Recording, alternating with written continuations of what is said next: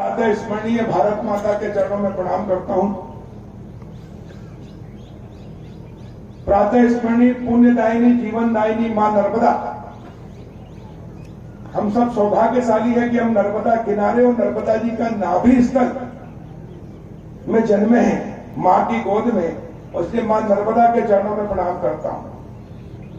मां ताप्ती, जिसके स्मरण मात्र से पुण्य मिलता है, मां ताप्ती के चरणों में प्रणाम करता हूं।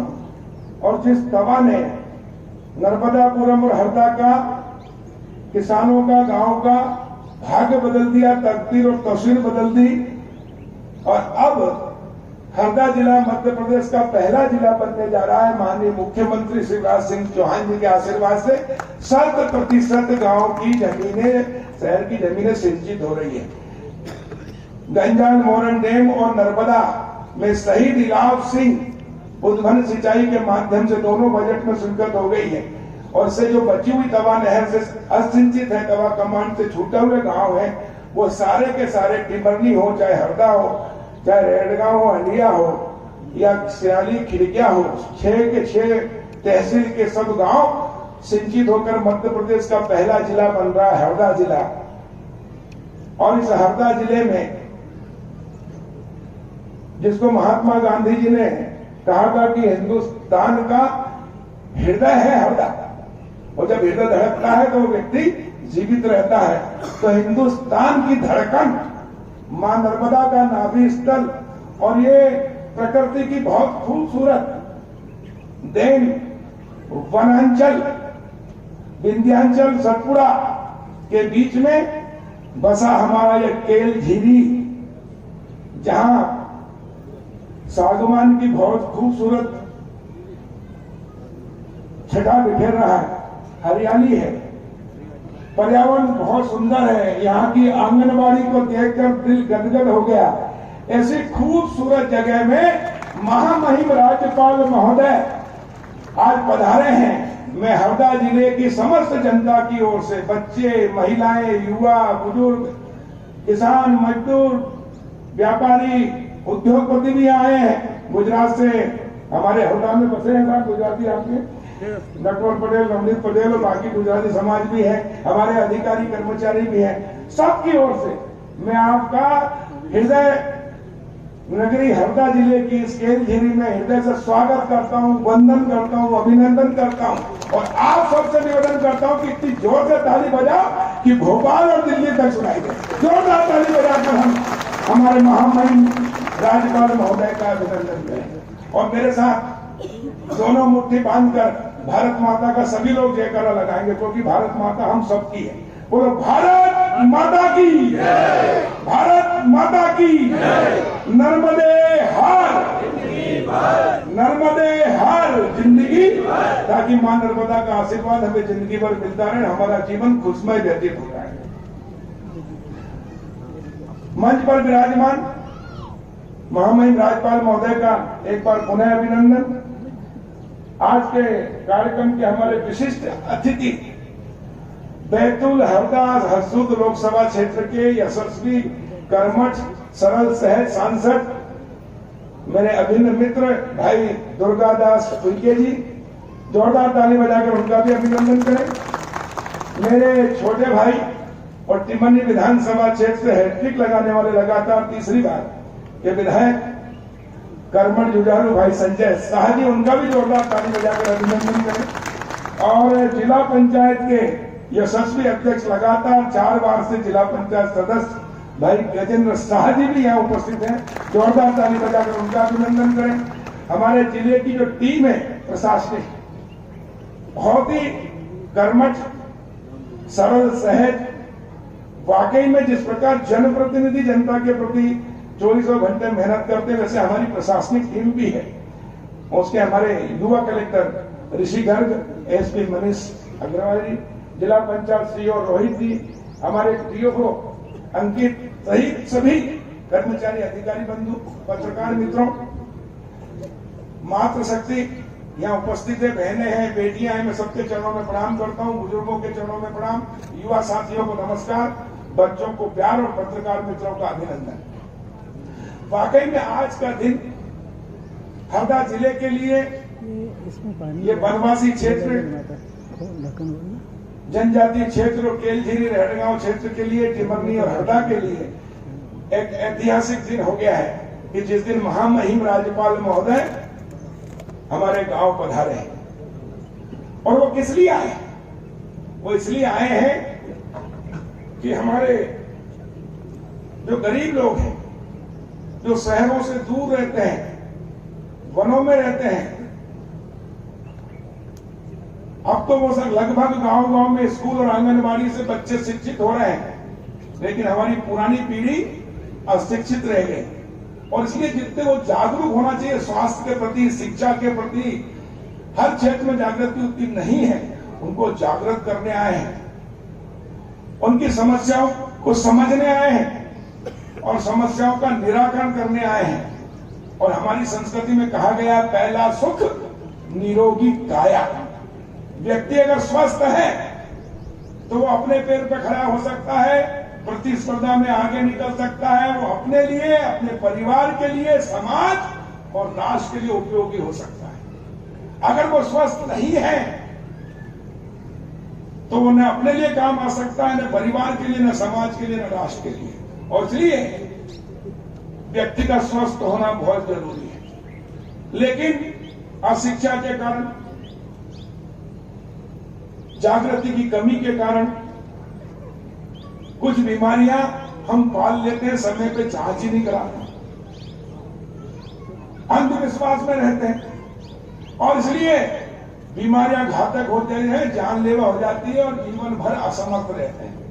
हमारे देश का, प्रदेश का, जिले का, गांव का कोई भी परिवार, व्यक्ति अस्वस्थ ना रहे, वो स्वस्थ हो, और कहीं अस्वस्थ है तो उसका तत्काल उसका परीक्षण हो, उसका उपचार हो।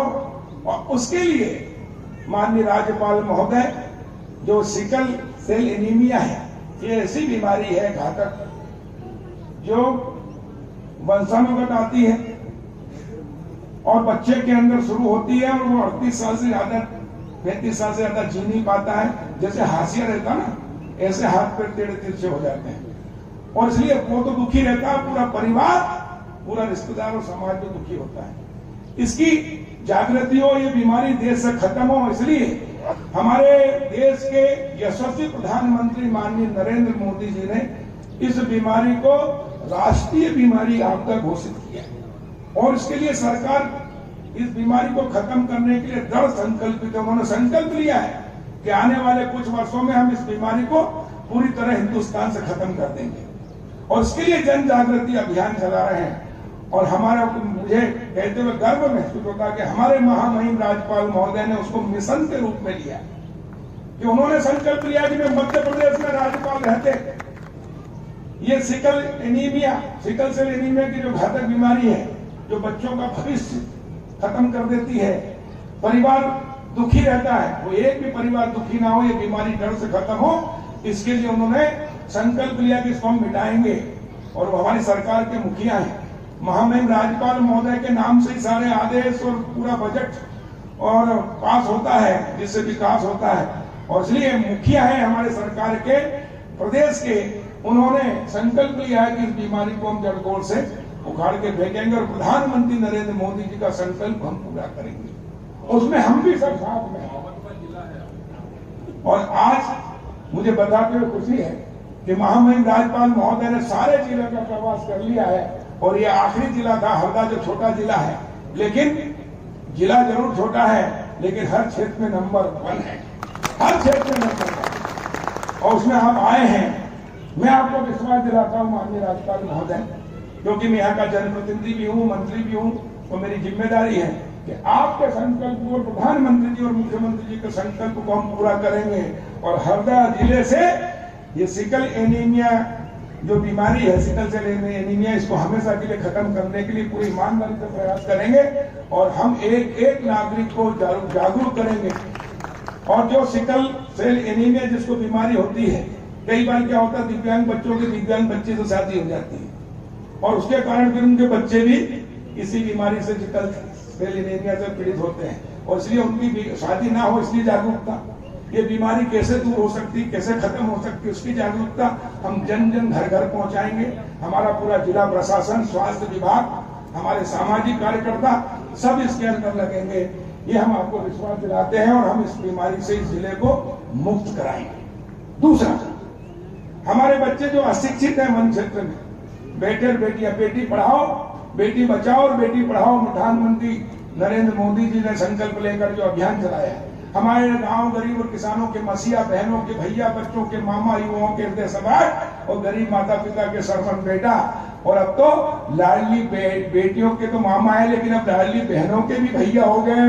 लाडली बहना योजना 1000 रुपए महीना शुरू होने वाला है। ऐसे लाल मुख्यमंत्री शिवराज सिंह चौहान जी ने भी संकल्प लिया कि हम आंगनबाड़ी को बहुत सुंदर बनाएंगे। हमारी जब महामहिम राज्यपाल महोदय थी आनंदीबेन पटेल, वो भी टिप्पणी आई थी। उन्होंने आंगनबाड़ी को गोद लेकर ठीक करने का काम किया था, तो हमने उनको उस समय विश्वास दिलाया था कि हम आंगनबाड़ियों को गोद लेकर, मैंने सारी आंगनबाड़ियां गोद लेकर अपने जनप्रतिनिधियों को और अपने कार्यकर्ताओं को, गांव के लोगों को सहयोग से और प्रशासनिक अधिकारियों ने भी एक एक आंगनबाड़ी गोद लेकर बहुत सुंदर, जैसे केलझिरी की आंगनबाड़ी है ऐसी सभी आंगनबाड़ी हमने सुंदर बनाई है। सौर ऊर्जा से उसको संचालित करने का काम किया, जन सहयोग से, जन भागीदारी से। इसी प्रकार हम सिकल सेल एनीमिया को भी खत्म करेंगे और ये सुंदर आंगनबाड़ियां बन रही है। स्कूल बन रहा है, CM rise school, PM3 school, जिसमें अच्छी गुणवत्ता की शिक्षक होंगे, अच्छी लैब होगी, अच्छा खेल का मैदान होगा, अच्छा शाला भवन परिसर होगा। जैसे अभी हमने उद्घाटन किया अभी रेडगांव में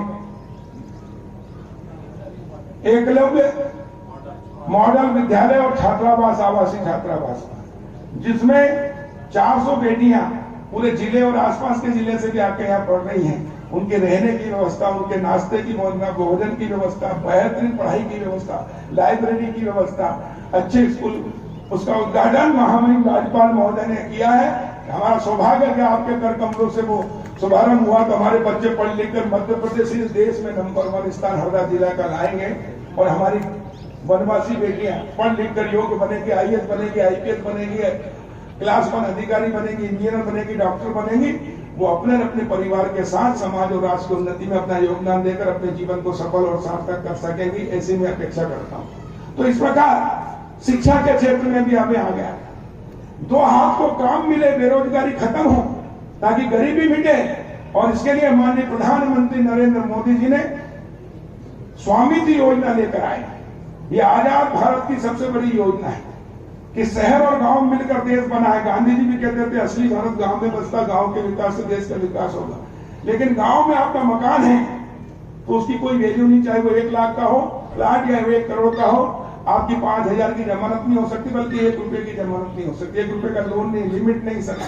लेकिन प्रधानमंत्री नरेंद्र मोदी जी ने स्वामित्व योजना लाकर अब आपके गांव के प्लाट की आबादी में जो गांव का प्लाट है, मकान, उसकी वैल्यू होगी तो आपको लोन, जमानत, उद्योग लगाने में, व्यापार व्यवसाय करने में, मकान के ऋण लेने में सुविधाएं मिलेगी, ताकि अनुदान में मिलेगा, जिससे गांव में बेरोजगारी दूर होगी, 2 हाथ को काम मिलेगा और गांव आत्मनिर्भर होगा तो देश आत्मनिर्भर होगा। यह आजाद भारत की सबसे बड़ी योजना, इसलिए जोरदार ताली बजाकर माननीय प्रधानमंत्री नरेंद्र मोदी को हम अभिनंदन करते हैं। और मुझे बताते हुए राज्यपाल महोदय खुशी हो रही कि हरदा जिला देश का पहला जिला है जो स्वामित्व योजना में 100% लोगों को मालिकाना हक, निःशुल्क मालिकाना हक के पट्टे देकर देश में प्रथम बार माननीय प्रधानमंत्री जी के हाथ से 6 अक्टूबर 2020 को मेरे जन्मदिन पर हमने 47,000 लोगों को मालिकाना हक के पट्टे देकर गांव के विकास के द्वार खोले, गांव को आर्थिक आजादी दिलाई।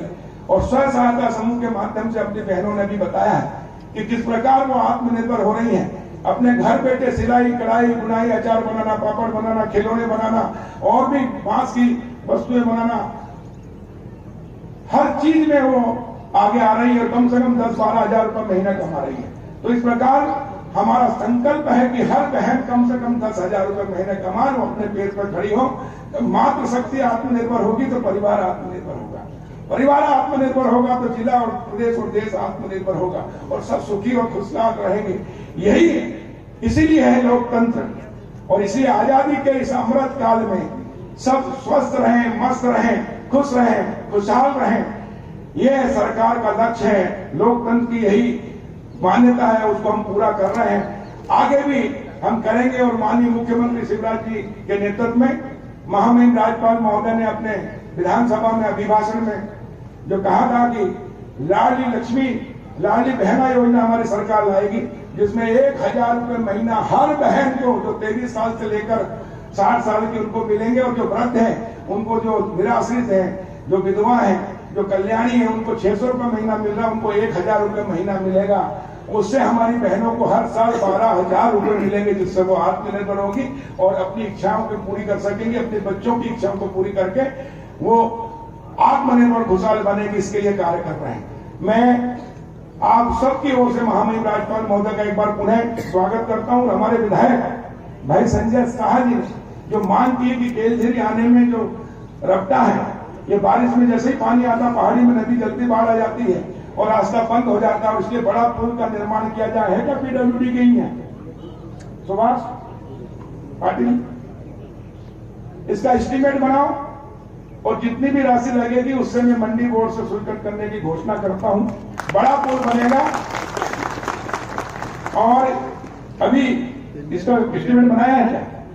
इसका एस्टीमेट बनाओ, जितना भी होगा, चाहे 50 लाख हो, चाहे 1 करोड़ हो, जितनी राशि लगेगी उसकी मैं मंडी बोर्ड से स्वीकृत करने की घोषणा करता हूं। और कितने किलोमीटर? 16 किलोमीटर। प्रधानमंत्री ने जो मुख्यमंत्री में तो होना चाहिए उसको। अगर मुख्यमंत्री में होगा तो मैं मुख्यमंत्री सड़क योजना के तहत उसको कर देंगे, और नहीं तो मैं मंडी बोर्ड से उसका एस्टीमेट बनाऊं और उसको भी बढ़िया डामर की सड़क बनाई जाएगी, और 1 महीने के अंदर स्वीकृति होकर उसका अगले महीने भूमि पूजन करके काम भी शुरू कर दिया जाएगा। हम जो कहते हैं वो करते हैं। और अभी इसी बजट सत्र में माननीय मुख्यमंत्री शिवराज सिंह चौहान जी से हमने पीछे बढ़ के जो मुख्यमंत्री खेत सड़क योजना, देखिए किसान और हम मजदूर हैं, हमको सबसे अधिक काम कहाँ पड़ता है? सुबह उठ के 4 बजे 5 बजे कहाँ जाते हैं सब लोग? खेत की ओर।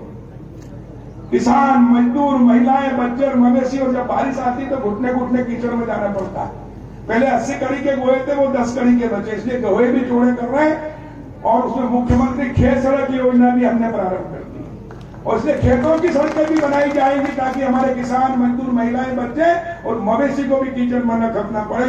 इस प्रकार मध्य प्रदेश की सरकार माननीय मुख्यमंत्री शिवराज जी, महामहिम राज्यपाल महोदय जी के आशीर्वाद और मार्गदर्शन से प्रधानमंत्री नरेंद्र मोदी जी के नेतृत्व में चल रही है। चहुमुखी विकास हो रहा है। अब मैं ज्यादा कुछ न कहते हुए एक बार पुनः आप सबके उज्जवल भविष्य की कामना करता हूँ। आप हमेशा स्वस्थ रहें, कमल की तरह खिलते रहें, अपने घर आंगन को, प्रदेश और देश को महकाते रहें। बहुत बहुत धन्यवाद। बोलो भारत माता की।